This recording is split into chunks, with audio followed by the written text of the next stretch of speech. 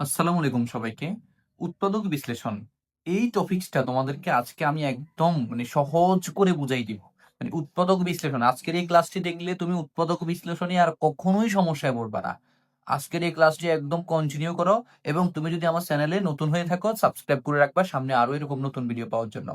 তো আমরা উৎপাদক বিশ্লেষণ করতে গেলে কয়েকটা বিষয় আমাদেরকে আগে একটু মনে রাখতে হবে। বেশি না, মাত্র ২টা জিনিস। ২টা জিনিস তোমাকে ভালো করে মনে রাখতে হবে।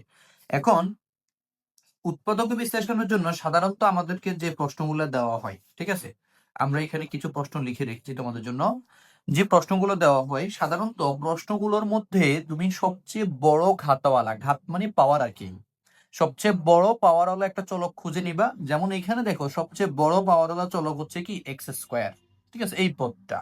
এবং এরপরে টোটাল তোমার একটা কথা মনে রাখবা, একটা উৎপাদকের যে মিডল টার্ম ফ্যাক্টর, উৎপাদক বিশ্লেষণের মধ্যে হচ্ছে মূলত যে বিষয়টা আমরা আজকে সমাধান করব সেটা হচ্ছে মিডল টার্ম ফ্যাক্টর, মধ্য রাশির উৎপাদক।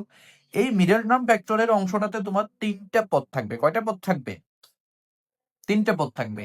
তাহলে এই ৩টা পদের মধ্যে সবচেয়ে বড় ঘাতালা যে চলকটা থাকবে ওইটা, এবং যেটা হচ্ছে এর থেকে কমে থাকবে সেটা অর্ধেক হইতে হবে। যেমন এখানে ২ আর এখানে কত ১। এর কমের পাওয়ার যেটা সেটা কি হইতে হবে? অর্ধেক হইতে হবে। যেমন এখানে দেখো এখানে টু দি পাওয়ার 4, এখানে কত 2, মানে অর্ধেক হইতে হবে। তখন তোমার মিডল টার্মটা তুমি করতে পারবা বা চেষ্টা করতে পারবা এখানে। এখন এখানে মূল কথা হচ্ছে কি ৩টা পদ থাকবে আর কি সবচেয়ে বড় পাওয়ারওয়ালা, এর পরেরটা থাকবে কি অর্ধেক। এতটুকু আশা করি বুঝছো। এরপরে তুমি হচ্ছে যে জিনিসগুলা তোমাকে অবশ্যই করতে হবে সেটা হচ্ছে প্রথমেই তুমি প্রথম পদ এবং শেষ পদ গুণ করতে হবে। এটা গুণফল নির্ধারণ করতে হবে। প্রথম পদ এবং শেষ পদ তুমি গুণ করে ফেলতে হবে। তারপর হচ্ছে এমন ২টা সংখ্যা তুমি এখানে নির্ণয় করবা, এমন ২টা সংখ্যা তুমি নিবা যে ২টা সংখ্যা গুণ করলে পাবো আমরা প্রদত্ত গুণফল, এই গুণফলটাই পাবো আবার গুণ করলে। এবং যোগ অথবা বিয়োগ করলে, এই যোগ অথবা বিয়োগ ওইখানে তো গুণের কথা বলা হয়েছে, ভাগের কথা বলে নাই, জাস্ট আমরা গুণটা করব, কিন্তু এখানে বলছে যোগ অথবা বিয়োগ। তাহলে আমরা এই যে এই জায়গায় নির্দিষ্ট করব যোগ করব নাকি বিয়োগ করব, এটা আমরা যখন অঙ্ক করবো আমি বলবো কখন যোগ করব কখন বিয়োগ করব। তাহলে যোগ অথবা বিয়োগ করে মাঝখানে রাশিটা পাবো। যেহেতু মধ্যপদ ৩টা পদের আমরা মিডল টার্ম ফ্যাক্টরে কয়টা পদ থাকে? ৩টা পদ থাকে। তাহলে প্রথম পদ আর কি তৃতীয় পদ, মাঝখানেরটা হচ্ছে ওটা, দ্বিতীয় পদটা হচ্ছে এখানে মধ্যপদ। তুমি যে দুইটা সংখ্যা নিবা ওই দুইটা সংখ্যা যোগ অথবা বিয়োগ করলে পাইতে হবে কি মধ্যপদ বা দ্বিতীয় পদটা তোমাকে পাইতে হবে।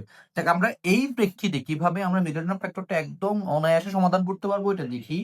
তো প্রথমে আমাদের যে প্রশ্নটা আছে একটু খেয়াল করো, কি বলছে এখানে? X square plus 13x plus 36। আমরা যদি এখানে প্রথম পদ এবং শেষ পদটাকে গুণ করি তাহলে কি হয় যে এক্স স্কোয়ার এবং 36 গুণ করলে এখানে কি হবে? 36 এক্স স্কোয়ার। এখন আমাদেরকে এমন দুইটা সংখ্যা নিতে হবে যে দুটো সংখ্যা গুণ করলে হবে কত? 36। এবং এখানে কি আছে? প্লাস, এই যে এখানেও এক্স স্কোয়ার প্লাস 36 ও প্লাস, তার মানে প্লাসে প্লাসে প্লাস। এখন এই দুইটা সংখ্যা আমরা যখন গুণ করছি কি হয়েছে? প্লাস হয়েছে। ওকে, এবার আমরা যে দুটো সংখ্যা নিব সে দুটো গুণ করলে তো 36 হবেই। আর যদি এখানে প্লাস থাকে তাহলে তুমি ওই দুটো যোগ করবা। যোগ করলে কি হইতে হবে? 13 হইতে হবে এখানে, ঠিক আছে, মধ্যকোণটা পাইতে হবে। আর যদি এখানে মাইনাস থাকে তখন বিয়োগ করবা। তাহলে দেখো যোগ অথবা বিয়োগ, এই যে এই দুইটা পয়েন্ট বললাম না আমরা, তাহলে কখন যোগ করব? যখন এখানে আমাদের গুণফলে প্লাস থাকবে তখন যোগ করব, আর যখন গুণফলে মাইনাস থাকবে তখন আমরা কি করব? বিয়োগ করব। আই থিঙ্ক এটা বুঝছো তোমরা। এবার হচ্ছে আমরা এটা যদি সমাধান করতে যাই আমাদেরকে এই 36 সংখ্যাটাকে ভেঙে এমন দুইটা সংখ্যা নিতে হবে যা গুণ করলে 36 হবে, আর যেহেতু প্লাস হচ্ছে যোগ করলে 13 হবে। এখন এখানে এই 36 সংখ্যাটা তুমি গুণনীয়ক করবা। গুণনীয়ক কিভাবে করে? 36 হচ্ছে তুমি গুণনীয়কের মধ্যে হচ্ছে দুইটা করে সংখ্যা পাইবা। তাহলে ওই দুইটা সংখ্যা গুণ করলে কিন্তু কি হবে? ওই যে 36ই আমরা পাবো। আর আমরা হচ্ছে যোগ ওই দুইটাকে বা যোগ করে করে দেখবো যে কোন দুইটা যোগ করলে 13 হবে। যেমন 36 এর গুণনীয়ক করলে প্রথমে আমরা কি পাই? 36 একে 36। তারপরে 2 দিয়ে ভাগ যায়, 36 এর গুণনীয়ক 36 কে কত কত দ্বারা ভাগ যায় আমরা এই জিনিসগুলো নির্ধারণ করবো। তাহলে 2 দিয়ে কিন্তু 36 কে ভাগ যায় 18 দুগুণে 36। এখন আমরা একটু শুরু করি কাজটা, যে 36 আর 1 এ গুণ করলে তো 36 হবে স্বাভাবিক, গুণনীয়ক সে কিন্তু 36 গুণফল হবে। এখন এখানে এই 36 আর 1 যোগ করলে কি কোনোভাবে 13 হয়? হয় না, তাহলে এটা বাদ। এরপরে 18 আর 2 গুণ করলে কি কোনোভাবে 13 হয়? হয় না, 20 হয়। তাহলে এটাও কি বাদ। তাহলে আমরা হচ্ছে এবার পরেরটা দেখবো, 3 12 36। তাহলে 3 এ আর 12 গুণ করলে কি 13 হবে? না, এটা 15 হবে। তাহলে এটাও বাদ। আমরা পরেরটাতে যাব 4 নং 36। তাহলে 4 নং 36 এই 4 আর 9 যোগ করলে কত 13 হয়। তাহলে আমরা কিন্তু পাই গেছি আমাদের যে কাঙ্ক্ষিত পয়েন্ট, এটা আমরা পেয়ে গেছি। তাহলে এটা হচ্ছে আমাদের এখানে উৎপাদকের পয়েন্টটা। তাহলে একটা সংখ্যা কত 4 আর একটা কত 9। ওকে, এরপর হচ্ছে আমরা এখানে নিয়ে আসবো এক্স স্কোয়ার, এই যে 9x আর হচ্ছে কি 4x প্লাস 36। এখন দেখো আমরা তো সংখ্যা আনলাম, এখন এই দুইটাকে একটু ছন্ন ছাড়া মনে হচ্ছে। আমরা কি করতেছি, যোগ করতেছি। এই দুইটা গুণ করলে 4 নং 36, যোগ করলে কত 13। এখন এই যে যোগ করার সময় বিষয়টা ভালো করে মাথায় নাও, যদি যোগ করতে যাও তুমি, তখন তোমার এখানে যদি প্লাস থাকে, দেখো এখানে যদি কি থাকে প্লাস থাকে, তখন তুমি এখানেও প্লাস দিবা, এখানেও প্লাস, মানে দুইটা সংখ্যার মধ্যে প্লাস দিবা। যদি এখানে মাইনাস থাকে তাহলে দুইটা সংখ্যার মধ্যে কি দিবা, মাইনাস দিবা। এরপরে তুমি হচ্ছে বাকি কাজ তো এবার একদম ইজি। মিডল টার্ম ফ্যাক্টরে সবচেয়ে বেশি তোমাদেরকে জ্বালাই হচ্ছে এই জায়গায়। তাহলে এই জ্বালানো জায়গাটা আমরা কিন্তু এখন একদম পানি পানি করে দিয়েছি, কেমন? এবার দেখো, তাহলে হচ্ছে এখানে এক্স স্কোয়ার এবং 9x থেকে একটা এক্স কমন নিলে তাহলে হচ্ছে যে এক্স প্লাস 9 প্লাস হচ্ছে এখানে 4 একটা কমন নিলে এক্স প্লাস 9। দুই জায়গা থেকে এক্স প্লাস 9 একটা কমন নিলে আর থাকে এক্স প্লাস 4। তাহলে আমরা এখানে উৎপাদক বিশ্লেষণটা করে ফেললাম, মানে মিডল টার্ম ফ্যাক্টরটা হইলো।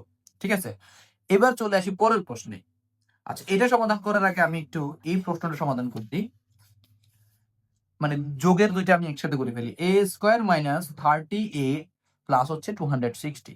এখানে যখন আমরা হচ্ছে কি করব, এ স্কোয়ার এবং 216 এই দুইটা আমরা গুণ করব, তখন কত পাই আমরা 216 এ স্কোয়ার, এটা প্লাসে হয়। তাহলে আমরা এমন দুটো সংখ্যা নিব যা গুণ করলে 216 হবে এবং যোগ করলে হবে কত -30 হবে। ঠিক আছে, ওকে। এবার আমরা হচ্ছে এখানে 216কে ভেঙে এমন দুটো সংখ্যা নিতে হবে যা যোগ করলে 30 হবে। এখন এই জায়গায় হচ্ছে আমরা 1 কে 216 দ্বারা ভাগ, 216 1 দিয়ে 216কে ভাগ দিলে 216 পাই। তাহলে 216 আর 1 এ কি হয় 217 হয়, 30 কি হয়, হয় না। তারপর 2 দিয়ে দেখবো, 2 গুণ 108, তখনও কিন্তু 30 হয় না। তাহলে আমরা একটু বড় সংখ্যা দিয়ে দেখবো। এবার দেখো, মানে ওই যে আমরা ভাগ দিব বড় সংখ্যা দিয়ে, 216কে আমি একটু বড় সংখ্যা দিয়ে ভাগ দিই, ধরো 6 দিয়ে ভাগ দিলাম, তাহলে কত আসে 36 আসে। তাহলে এই যে 6 আর 36 হয় 42। মানে আমরা কিন্তু যোগ করবো, আবার তুমি এখানে বিয়োগ করে 30 হবে এটা নাচানাচি করলে হবে না। আমরা কিন্তু যোগ করবো, কেন? কারণ এই যে 216 সাথে যোগ আছে, এই কারণে যোগ করবো আমরা। তাহলে এটা হচ্ছে না, তাহলে আমরা আরেকটু বড় সংখ্যা দিয়ে ভাগ দিই।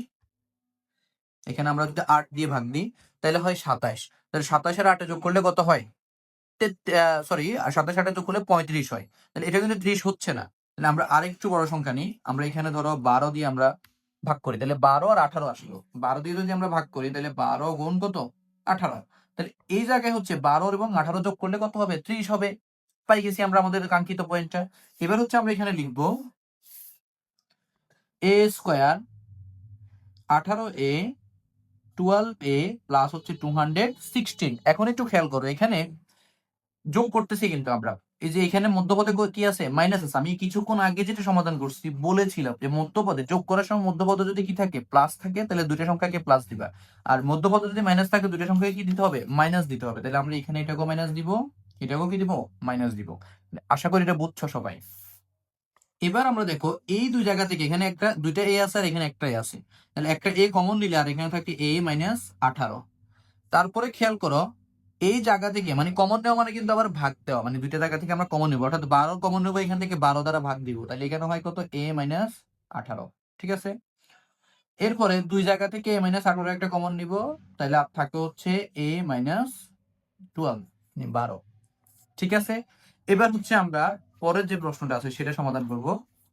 x⁴ প্লাস x² -20, এটা যখন আমরা প্রথম পদ এবং শেষ পদ গুণ দিব, x⁴ আর -20 গুণ দিব, তখন কত হয় -20 x⁴, মানে এখানে হচ্ছে 20, মান কত 20। তাহলে এমন দুইটা সংখ্যা নিতে হবে যা গুণ করলে 20 হবে এবং বিয়োগ করলে মধ্যপদ কত 1 হবে, যেহেতু x² আছে অনলি, তাহলে x² এর পাশে কিন্তু একটা 1 আছে, তাহলে 1 হবে। তাহলে আমরা এখানে লিখবো এই যে 20 কে হচ্ছে আমরা এখন কাজ করার চেষ্টা করব। প্রথমে 1 দিয়ে দিলে হচ্ছে 20 একে 20, 2 দিলে দিলে হচ্ছে 10 দুগুণে 20, তাহলে 20 থেকে 1 গেলে 19 হয়, 1 হয় না কিন্তু। 10 থেকে 2 গেলে 8 হয়, 1 হয় না। তাহলে আমরা আরেকটু ট্রাই করি, 3 দিয়ে তো 20 কে ভাগ যাবে না, 4 দিয়ে যাবে, 4 5 20। দেখো 5 এর থেকে 4 গেলে 1 মিলছে কিন্তু। এবার দেখো এখানে মানগুলো বসাবো, x⁴ 5x², তারপর হচ্ছে কি 4x² -20। এখন দেখো এখানে তো আমরা চিহ্ন বসাইতে হবে। তো এখন করতেছি কি বিয়োগ, এখন কি করতেছি বিয়োগ। যখন যোগের কথা বলছি বললাম যে মধ্যপদে প্লাস থাকলে দুইটাই প্লাস, মধ্যপদে মাইনাস থাকলে দুইটাই মাইনাস, কিন্তু যখন আমরা কি করব বিয়োগ করব তখন মধ্যপদে প্লাস থাকলে আমরা দেখবো বড় কে আছে, তাহলে মধ্যপদে প্লাস থাকলে বড়টার মধ্যে প্লাস দিতে হবে, ছোটটার মধ্যে মাইনাস দিতে হবে। যেহেতু বিয়োগ করতেছি একটা প্লাস একটা মাইনাস হবে, তাহলে মধ্যপদের উপর নির্ভর করব কাকে প্লাস দিব কাকে মাইনাস দিব। যদি মধ্যপদে প্লাস থাকে তাহলে বড়টার উপর আমরা প্লাস দিব, মধ্যপদে মাইনাস থাকলে বড়টার উপরে মাইনাস দিব। ওকে, এরপরে আমরা এখানে বাকি কাজটা করি। দুই জায়গা থেকে এক্স স্কোয়ার কমন নিলে আর থাকে এখানে এক্স স্কোয়ার আর এখানে থাকে অনলি 5। এরপরে এই দুই জায়গা থেকে একটা -4 কমন নিলে এক্স স্কোয়ার প্লাস 5। দুই জায়গা থেকে এক্স স্কোয়ার প্লাস 5 কমন নিলে আর থাকে এক্স স্কোয়ার -4। এখানে সিম্পল আরেকটু কাজ আছে, সেটা হচ্ছে এই যে এখানে এক্স স্কোয়ার -4 আছে না, এখানে একটা সূত্র হয়, তাহলে X whole square -2 whole square. ঠিক আছে, একটু মনে করো এখানে আবার A square minus B square সূত্রটা হচ্ছে, তাহলে এক্স স্কোয়ার প্লাস 5 এটা যেমনি আছে এমনি থাকবে। এখানে এ স্কোয়ার মাইনাস বি স্কোয়ার সূত্রটা হচ্ছে কি এ প্লাস বি ইন্টু এ মাইনাস বি, তাহলে এখানে হবে x plus 2 into x minus 2। I think সবাই এটা বুঝছো। এরপরে আমরা চলে যাবো আমাদের পরের যে প্রশ্নটা আছে, এক্স স্কোয়ার -37 -650। এই প্রশ্নের সমাধান করার জন্য কিন্তু আমরা সেম উপায় অবলম্বন করব। এখানে কি হয় দেখো, আমরা এই যে এটা এখানে একটু সমাধান করি।